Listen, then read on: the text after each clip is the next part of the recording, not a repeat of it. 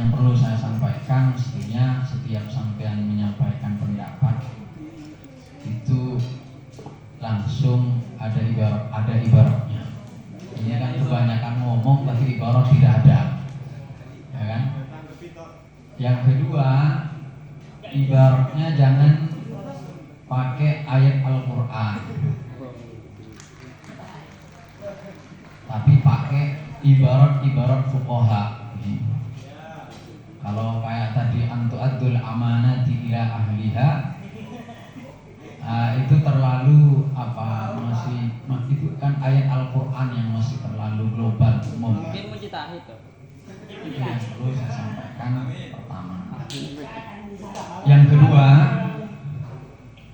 berkaitan dengan masalah yang ditanyakan itu terkait dengan kemaslahatan, maka kita perlu membagi dulu bahwa al-maslahah itu bermacam-macam. Ada al-maslahah al-mu'tabarah, ada al-maslahah al-mursalah, dan ada al-maslahah al-mulgha, dan ada al-maslahah yang oleh syariat memang diserahkan kepada pemerintah di dalam menentukan apakah itu maslahah atau tidak. Ketika maslahah itu muktabarah, berarti itu memang sudah ada penjelasan langsung dari Al-Quran atau hadis. Maka dalam hal ini pemerintah tinggal menyesuaikan dengan apa yang disampaikan oleh Al-Quran dan Al-Hadis. Kemudian kalau al-maslah al-mulgha, maka di sini jelas ketika pemerintah mengambil kebijakan dan bertentangan dengan ketentuan Al-Quran dan Hadis, maka kebijakan pemerintah dalam hal ini jelas tertolak. Kemudian ada al-maslah al-mursalah, al-maslahah yang tidak ada penjelasannya di dalam Al-Quran dan Hadis, tidak ada penjelasan secara khusus. Maka dalam hal ini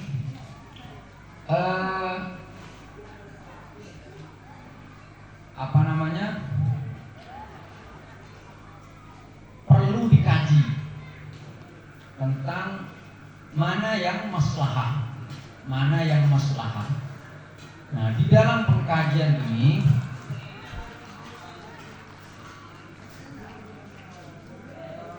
sampai perlu mempelajari tentang istilah tahqiqul manat, tentang tahqiqul manat. Tahqiqul manat, maka nanti di sana siapa yang melakukan tahqiqul manat itu, kalau menurut Syekh Abdullah bin Bayyah itu nanti berbeda-beda, tidak selalu seorang ahli fikih, tetapi kadang ahli fikih, kadang orang pengadilan, kadang juga pemerintah. Nah, kemudian juga terkait dengan masalah ketika sebuah kemaslahatan itu tidak ada ketentuan dari syariat mana yang maslahah, itu diserahkan kepada pemerintah. Ketika diserahkan kepada pemerintah, maka dalam hal ini berarti pemerintah harus melakukan pengkajian secara sungguh-sungguh terhadap mana yang kebijakan-kebijakan yang betul-betul maslahah itu. Saya tidak menemukan ibarat dalam hal-hal kebijakan semacam ini bahwa sesuatu itu dinilai maslahah atau tidak itu diserahkan kepada masyarakat umum, nggak ada ibaratnya. Yang ada itu semuanya adalah kepada pemerintah.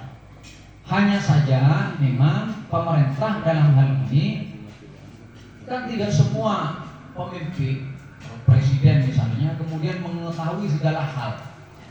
Maka di dalam menentukan mana pilihan-pilihan yang masalah itu, maka di sini pemerintah harus betul-betul hati-hati dan betul-betul melakukan pengkajian. Sehingga disinilah kalian bisa menggabungkan dengan tadi Jadi pemerintah di dalam menentukan ini masalah atau tidak bisa menugaskan kepada para pakar untuk melakukan pengkajian mana yang maslahat dalam hal-hal yang nanti akan diputuskan oleh pemerintah itu. Sebenarnya yang berwenang itu tetap pemerintah. Tapi pemerintah, artinya pemimpin yang saya maksud adalah presiden misalnya, atau bupati misalnya, atau kepala desa dalam tingkat desa, itu yang punya wewenang itu. Tetapi nanti mereka kan tidak semua menguasai. Maka agar keputusan mereka di dalam menentukan kebijakan itu tidak semena-mena, tidak taksir, tidak ceroboh, maka mereka bisa menugaskan orang-orang yang ahli. Orang-orang yang ahli. Kalau memang pemerintah sendiri ahli dan mampu, amanah, maka sebenarnya tanggung jawab itu ya pemerintah. Gitu loh. Tanggung jawab itu ada di tangan pemerintah. Hanya saja kadang pemerintah kan gak semuanya bisa, maka butuh bantuan orang lain. Ketika butuh bantuan orang lain itu, maka pemerintah harus mencari pakar-pakar itu. Dan ibaratnya saya kira banyak ibarat-ibarat yang mengatakan bahwa dalam menentukan kemaslahatan itu ya jelas adalah pemerintah. Seperti misalnya disebutkan oleh banyak ulama dalam kasus-kasus ketika terjadi ikhtilaf pun dalam masalah fikih pun, itu semua misalnya hukumul hakim yarfa'ul khilaf. Itu ketika terjadi perbedaan pendapat pro kontra, nanti ketika sudah ada keputusan pemerintah maka khilaf menjadi khilaf. Dan begitu. Kemudian juga di dalam banyak kitab, terutama ulama-ulama kontemporer misalnya seperti Syekh Abdullah bin Bayyah, itu memang ketika berbicara mengenai kebijakan, mereka mengatakan di dalam beberapa keterangan, man yuhaddidul maslahah, siapa orang yang menentukan maslahah, wa yuhaqqiqul manah, dan melakukan tahqiqul manah. Maka beliau mengatakan al-zahir minan nusus annal jihatal walaiyah hiya al-murajjihah, li anna al-mukhtalaf fihi bi imdadil imam yasiru muttafaqan alaih. Jadi siapa yang menentukan masalah, siapa yang melakukan tahqiqul manah ketika kemaslahatan itu tidak dijelaskan secara tegas oleh syariat. Jelas kata di sini adalah al-jihad al-walaiyah, yaitu pemerintahan. Ketika dikatakan al-jihad di sini, ini karena mengacu kepada kondisi sekarang, di mana kondisi sekarang pemerintahan itu sudah sudah dibagi. Ada qadhaiyah, ada tamthiliyah, kemudian ada yudikatif, kan ada gitu. Nah, maka al-jihad al-walaiyah inilah nanti yang memperbincangkan mana yang paling maslahat terhadap masyarakat. Nah ini. Jadi kalau siapa yang paling berhak menentukan, ya pemerintah. Gak mungkin sampai punya masyarakat menentukan, nggak bisa. Mungkin masyarakat bisa memberikan masukan-masukan. Faktanya di masyarakat seperti ini, sehingga nanti pemerintah bisa menjadikan sebagai rujukan di dalam menentukan kebijakan. Nah, saya kira menurut saya ini sudah jelas ya, sudah jelas. Cuman mungkin saya akan melanjutkan begini. Di dalam menentukan yang maslahah itu, syariat sesungguhnya sudah memberikan ketentuan-ketentuan. Jadi pemerintah tinggal melakukan tahqiqul manah.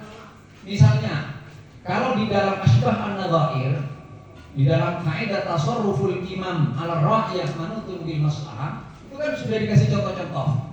Contoh-contoh di mana kebijakan pemerintah dianggap tidak maslahah, itu contohnya seperti apa? Misalnya, pemerintah memilih imam sholat yang fasik. Ada suatu masjid Istiqlal misalnya, oleh pemerintah ditentukan imamnya ini, ternyata imamnya fasik. Maka dalam hal ini dianggap tidak maslahah, gitu kan? Ini kan sudah ada ketentuan dari agama mengenai yang masalah seperti apa? Imamnya dalam hal ini harus orang-orang yang adalah. Atau misalnya dalam kebijakan pemberian, maka di sana pemerintah harus mengacu kepada al-ahwat. Siapa yang paling butuh, siapa yang agak butuh. Maka nanti yang lebih butuh harus diutamakan daripada yang agak butuh. Kemudian juga harus mendahulukan al-aham fal-aham. Yang lebih penting lalu kemudian yang agak penting. Kemudian juga pemerintah harus mengkaji misalnya ketentuan syariat ini, ketentuan umumnya syariat. Ketika misalnya harus sama, maka pemberian harus sama. Kalau misalnya tidak sama, padahal kondisinya membutuhkan diberikan secara sama rata, maka berarti tidak masalah. Kalau misalnya mestinya harus dibedakan karena satunya lebih butuh banyak, satunya tidak terlalu butuh banyak, maka harus dibedakan. Nah ini artinya dalam masalah ini, kemaslahatan dalam kebijakan pemerintah kan sesungguhnya sudah ada ketentuan-ketentuan umumnya syariat, yang mana pemerintah tinggal melakukan pengkajian mana yang paling ahwat, mana yang paling aham, apakah ini harus disamaratakan atau tidak. Kemudian juga terkait masalah masalah penentuan harga, ketetapan harga itu masalah tasqir, sampai tidak nyinggung sama sekali tentang tasqir. Di kalangan ulama itu memang terjadi perbedaan pendapat. Apakah tasqir itu diperbolehkan ataukah tidak? Nah, tasqir itu menetapkan harga. Jadi beras tidak boleh dijual lebih dari ini misalnya. Nah itu ulama berbeda pendapat. Ada yang mengatakan tidak boleh. Artinya mengenai harga diserahkan kepada masyarakat, tergantung kesepakatan mereka di dalam berjual beli. Ada yang mengatakan boleh ketika ada hajat, ada kemaslahatan. Nah, lalu kemaslahatan ini siapa nanti yang menentukan? Ya tetap pemerintah tetap. Pemerintah yang mengkaji, karena pemerintah yang mengetahui kepada masyarakat secara umum. Kalau rakyat biasa, tentu yang dia ketahui hanyalah apa yang terkait dengan dirinya atau orang yang diketahui di sekitarnya saja. Sementara pandangan pemerintah adalah melihat kepada secara umum, sehingga kebutuhan secara umum itulah kemudian pemerintah bisa mengambil kesimpulan ini yang masalah begini. Tentu saja seperti saya sampaikan tadi, ketika pemerintah tidak mungkin melakukan sendiri untuk melakukan survei, maka nanti bisa meminta bantuan kepada orang-orang yang ahli di bidang tersebut. Mungkin ini yang bisa saya sampaikan. Kira-kira ada yang tidak setuju ke moderator. Jadi kalau ditanya siapa yang menentukan, pemerintah. Sementara masyarakat yang memberi masukan boleh tentang fakta-fakta yang ada di masyarakat, tetapi itu tidak bisa menjadi keputusan pasti dari pemerintah. Ini dari saya. Silakan kalau ada yang tidak sepakat, nanti sampean pakai ibarat. Kalau nggak pakai ibarat, ya nanti sampean akan ngomong seenaknya sampean, semaunya sampean. Kalau nggak ada ibaratnya, misalnya sampean nggak nyebut sama sekali, herannya saya. Misalnya nggak nyebut qawaidul ahkam di masalih anam, yang di sana misalnya jelas bahwa dalam masalah kebijakan negara, harta negara, itu di sana nggak boleh bertasarruf kecuali imam dan naibnya, itu sama sekali nggak disinggung sama sekali. Kemudian nanti tahqiqul manat atau takdirul masalih, tahdidul masalih siapa, nggak disebut sama sekali. Nah ini akhirnya ngomong tanpa ibarat. Nah kalau sampai tidak sepakat dengan apa yang saya sampaikan, maka silahkan sampean tanggapi dan dikasih ibarat.